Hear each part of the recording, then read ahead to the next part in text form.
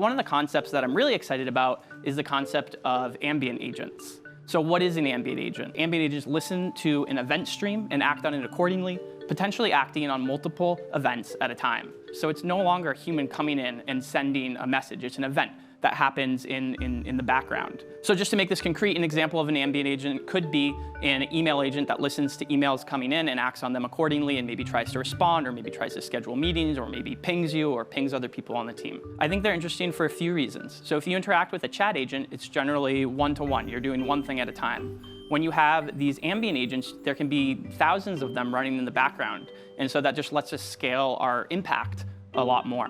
One thing that I really want to highlight is ambient does not mean fully autonomous. So I still think it's really important that we are able to interact with these ambient agents, approving or rejecting certain actions that these agents want to do, editing the actions that they do. So maybe they suggest something, you don't want to approve or reject it, but you want to explicitly edit it and have it do that. These agents can get stuck kind of like halfway down. And so there should be an ability for you to answer questions that they might have, just like you would answer questions of a coworker if they're working on a deep problem or something like that. Because these agents take a lot of steps, it might be very useful for you to go back to the 10th out of 100 steps or something like that, interact with it there, modify what it's doing, give it some feedback, and so this is what we call time travel.